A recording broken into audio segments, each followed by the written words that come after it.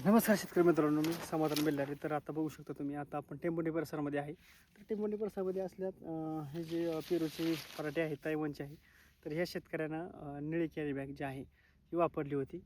बघायचं होतं की एक प्रयोगशील शेतकरी आहे की प्रयोग केला तर याचा काय उपयोग होतो. पण नाही, चट्टा तर 100% आला. त्यामुळे साड्यांचं नियोजन त्यांनी केलेलं आहे. पण मालाची क्वालिटी जर बघायला गेलं आपण, तर क्वालिटीमध्ये काही एवढा फरक नाही. क्वालिटी एकदम मालाला चकाकी गोल आहे, तुम्ही बघू शकता. एकदम चांगल्या पद्धतीची आहे. पिशवीचा एवढा फरक होत नाही. फक्त त्यांना वाटलं की जी सनबर्निंगचा प्रॉब्लेम आहे ती कमी येईल, पण नाही मित्रांनो, कमी नाही. 100% चट्टा येतो आहे, कारण ऊन खूप आहे इकडं. ह्या भागामध्ये टेम्परेचर जर बघायला गेलं तर 40 टेम्परेचर आहे.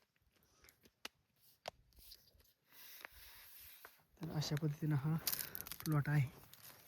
तर आपण जैविक शेती रासायनिक ह्या तिन्हीची जोड घेऊन एकात्मिक मूलद्रव्याचं व्यवस्थापन करतो. तर मार्गदर्शन पाहिजे खालील नंबरवरती संपर्क करा. धन्यवाद.